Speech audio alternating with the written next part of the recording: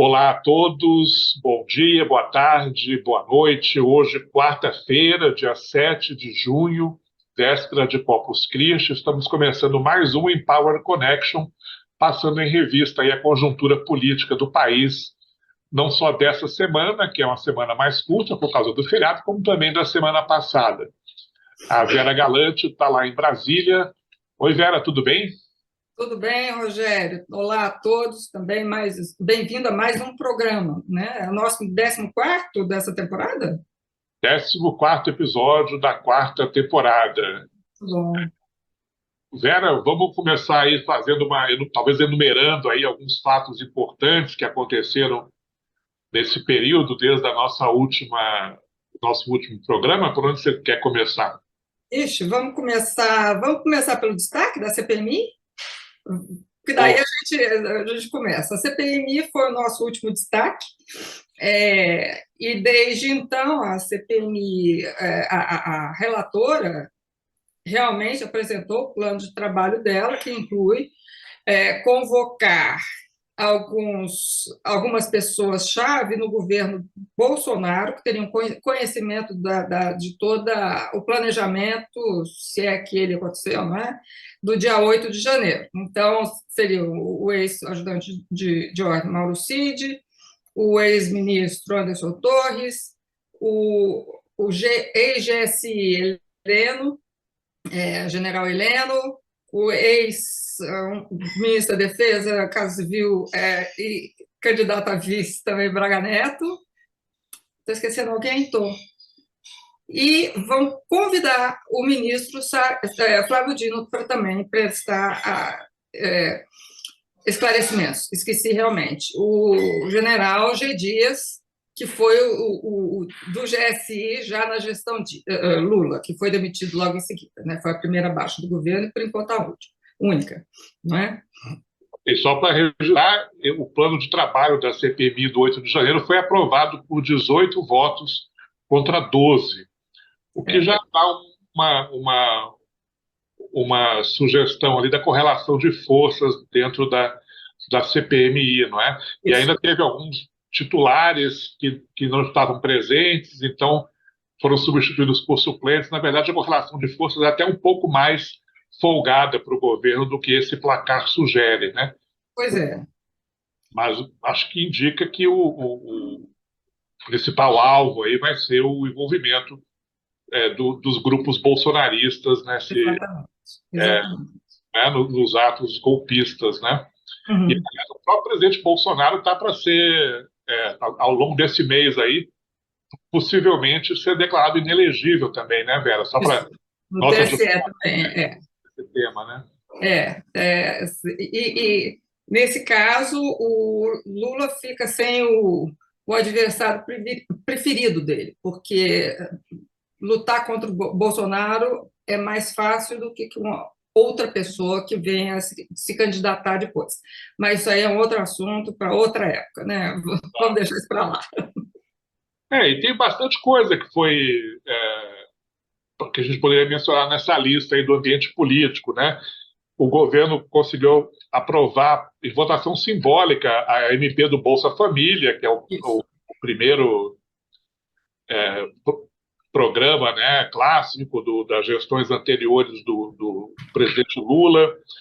É, Foi também encerrado aquele grupo de trabalho da reforma tributária, apresentou lá um relatório com diretrizes para elaboração agora de uma nova PEC sobre o tema. O Arthur Lira, o presidente da Câmara, disse que quer votar a reforma tributária antes do recesso parlamentar, de meados de julho.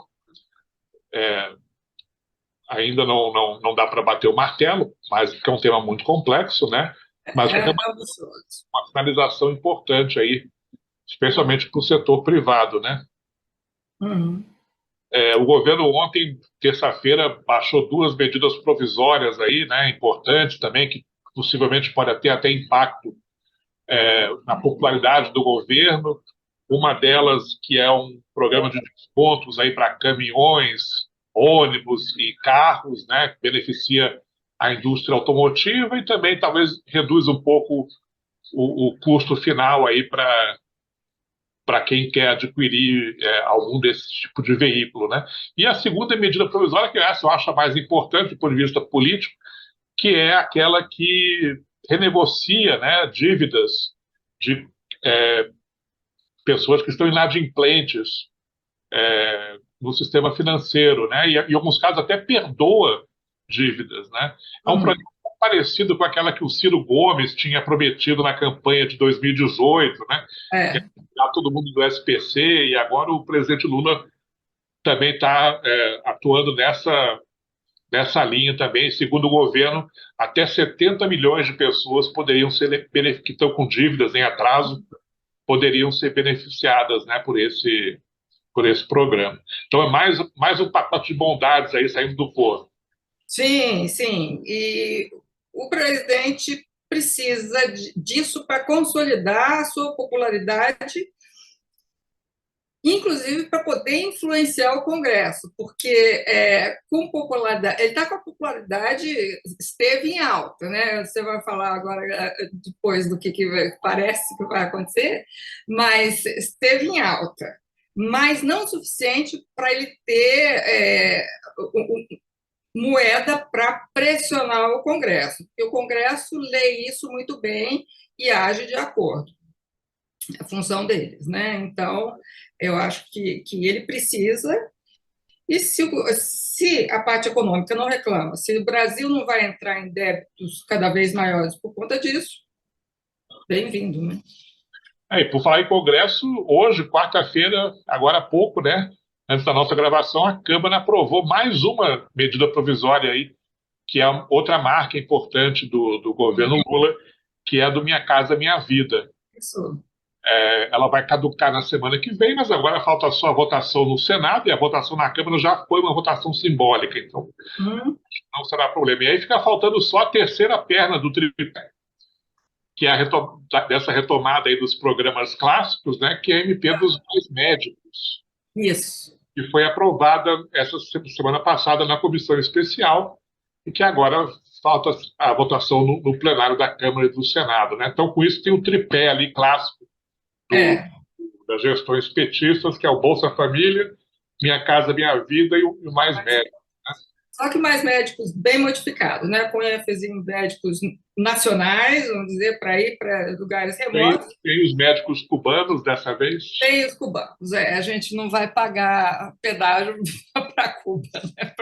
Né? Mas, enfim, veremos como é que vai ser essa também, mas eu creio que no final da história elas vão passar daquele jeito, assim, no apagar das luzes, com a votação suficiente. Uhum. Pode dizer, não é nem larga, mas suficiente para passar.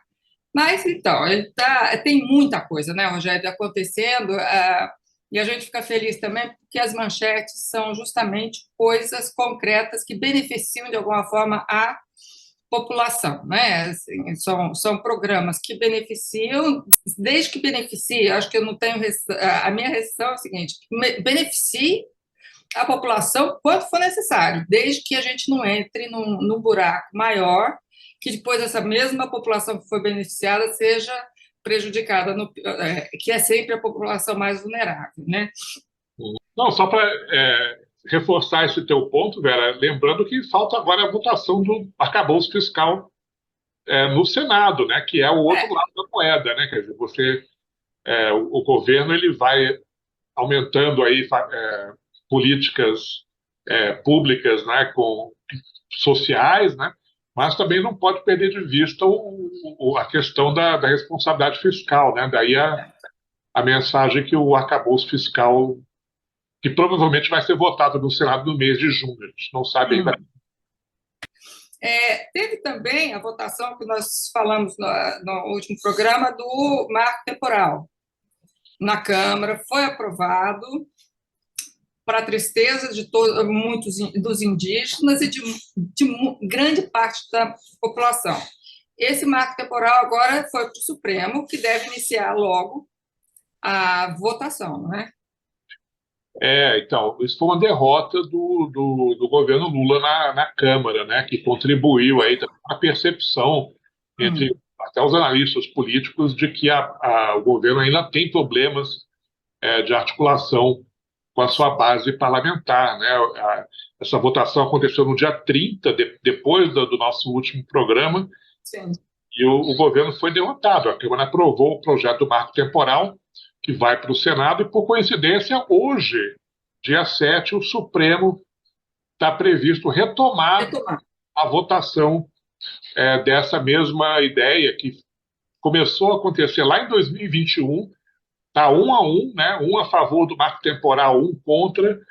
Faltam agora os outros ministros votarem, mas se especula que talvez haja um novo pedido de vistas no Supremo e que o Judiciário, então, aguarde, né, a definição do Legislativo se o marco temporal vai ou não ser aprovado, né?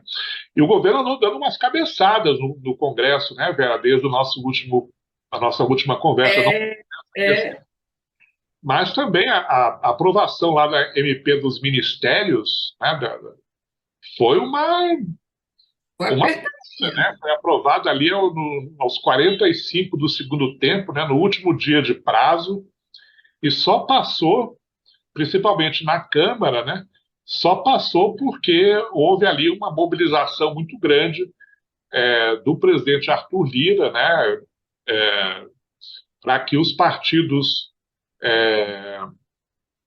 até que alguns partidos de oposição colaborassem, né, com votos para aprovar o projeto, né? Então, houve bastante críticas ali à atuação do ministro Padilha, né, por exemplo, e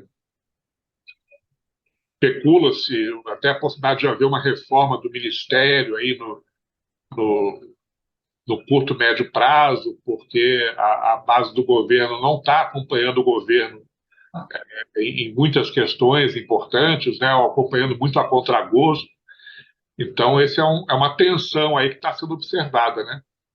Certo, mas também depois disso o presidente já convocou quer dizer, convidou, né, os presidentes das casas e os líderes dos partidos para uma reunião. Isso mostra que ele está se empenhando pessoalmente, o que, na verdade, é o que a Câmara quer, é o que o Congresso quer. O Lula sempre fez isso, ele sempre almoçou com líderes, com parlamentares nos outros dois mandatos, e nesse mandato não ter feito isso porque a agenda dele tem sido meio controlada pela esposa, então, hora do almoço, que era a hora que ele se encontrava, não está mais disponível, e nem convidar para a alvorada. Agora vamos ver que manobra que ele vai fazer. Que ele vai fazer, ele vai. Entendeu? Ele vai voltar. E tem as viagens internacionais também, isso também apareceu, né? Fica muito Mas tempo no país e aí acaba deixando em segundo plano, né? A articulação com o Congresso, por exemplo, né? pois é, faltando 8 meses, não, 6 meses para terminar o ano, ele ainda tem 7 viagens internacionais esse ano, né? Então, ele não mostra intenção nenhuma de parar. Inclusive, já quer comprar um outro avião com mais autonomia, poder chegar mais rápido no lugar e voltar sem tanta escala para abastecer.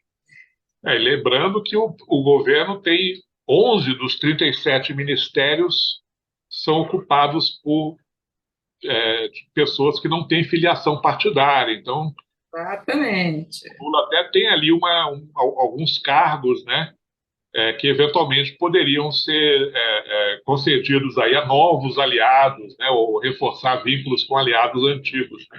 Certo, então essa aí vai ser, eu já vou adiantar o meu destaque dessa semana, que é justamente se vai haver ou não reforma ministerial ou só eventuais substituições aqui e ali para acomodar é, partidos. Uma reforma é uma coisa mais ampla, aí entraria mais ministérios, mas se ele conseguir negociar um aqui, outro ali, o que se especula mais é o do turismo, com a Daniela, eu esqueci, eu só chamo ela de Daniela Vaguinho, que foi assim que ela foi porque ela foi eleita, mas ela tem um sobrenome que eu me esqueço. O Juscelino, da comunicação, que não está, realmente é um ministro que não tem desempenhado a contento, Carlos Lupe, que é presidente do PDT. Então, eu não sei como é que ele vai fazer isso aí, tirar o único representante do PDT do ministério, né, ou do primeiro escalão. E o eterno Padilha, que já entrou na corda bamba, né? Então, vamos ver se eles vão conseguir fazer isso. Então, voltei do meu destaque. Não, eu já vou dar o meu também, vou até mudar de última hora. O governo anunciou no dia primeiro formalmente, né, a indicação do advogado Cristiano Zanin para o STF, a vaga do Lewandowski, que está em aberto desde abril, né? E o governo mandou para o Senado, então, no dia primeiro a nomeação, a indicação do Zanin. As primeiras sinalizações são de que ele será aprovado, né? Teve declarações do Rodrigo Pacheco, do Davi Alcolumbre, que preside a CCJ, né? E aí faz a sabatina do indicado. Alguns até atuais ministros do Supremo também que se declararam favoráveis à entrada dele. E agora estamos aí na expectativa, e esse é o meu destaque, o meu radar aí para a semana que vem em diante, que é o agendamento da data, né? Primeiro da sabatina na CCJ e depois da votação em plenário. Às vezes até acontece no mesmo dia, né? O líder do governo no Congresso, Randolfo Rodrigues, diz que o governo está trabalhando com a data do dia 21 de junho para que sabatina. O Zanin seja confirmado ou não, provavelmente será ministério, mas talvez possa ser antecipada para a semana que vem. Então, por isso que eu acho que dá para colocar aí como destaque também essa questão da relação do governo com o judiciário, com o STF. Eu só queria acrescentar duas coisas aí. A vaga que se abriu do Lewandowski é na segunda turma, que é a turma que julga processos da Lava Jato. Houve uma movimentação no Supremo já para que o Zanin não entre para a segunda turma. Então, o Dias Toffoli, que estava na primeira, pediu transferência para a segunda, para poder abrir a vaga na primeira turma para o ministro novo, porque aí não pega nenhum processo da Lava Jato que for julgado em turma. Lógico que no plenário ele tem voto tanto quanto os outros. De fato, as principais críticas, ressalvas que eu vi à indicação do Zanin foi o fato de ele ter sido advogado do próprio presidente Lula, né, no passado, até no passado recente, né? Mas, assim, de fato, a gente não sabe ainda exatamente quais são as opiniões dele sobre várias questões importantes, né? E aí, eu acho que é a sabatina na CCJ que vai permitir essa avaliação, né? Se ele vai... Mas, aparentemente, ele está na ala mais garantista, né, do judiciário, né? Eu acho que ele sabe o que está em jogo. Eu, uma vez, conversei com uma ex-ministra do STF e ela falou o seguinte: eu fui nomeada pelo presidente tal, a partir do dia que eu tomei posse, o meu compromisso passou a ser com a minha biografia. Ótimo. Tomara que seja esse o compromisso que todos os ministros tenham, né? Assim, que não sejam mais o compromisso de agradecer quem nomeou, mas de ter a biografia de jurista, né? Evidenciada. E lembrando também, para encerrar esse tema, que já há mais de 30 anos atrás o ex-presidente Collor nomeou um primo dele para o STF, né, o ex-ministro Marco Aurélio Mello, né? Então, não é de hoje que tem essa objeção aí da proximidade entre alguns nomeados, até proximidade pessoal, né, entre alguns nomeados e o presidente que nomeia, né? Agora então eu vou continuar nesse assunto só uma vezinha. Quem nomeou Joaquim Barbosa, que foi o ministro do Mensalão, foi o próprio Lula. Então, esse prova também que o compromisso dele era com a biografia, né? Então, assim, a gente tem os dois lados. Nomear um aliado não quer necessariamente dizer que a pessoa vai ser aliada para esta vida, né? Claro. Eu acho que é isso, então, hein, Vera? Encerramos mais um programa? Encerramos mais um programa assim, com notas sobre muita coisa, né? Eu acho que vale a pena a gente continuar observando esses itens e ver a pressa que o Congresso tem agora para encerrar tudo, porque daqui a pouco vem o recesso, né? Exatamente. Então, mais uma vez, aí deixo o apelo para que vocês que estão nos assistindo se inscrevam no nosso canal, ativem as notificações, comentem, interajam conosco. Vera, então, muito obrigado. Nos vemos na semana que vem. Obrigada, eu agradeço a todos também que nos assistem. Convido, vou falar de novo, tá? Convido todos vocês a nos seguirem nas mídias sociais e também clicar no nosso sininho lá no YouTube. E bom feriado a todos. Até semana que vem. Tchau, Tchau. tchau.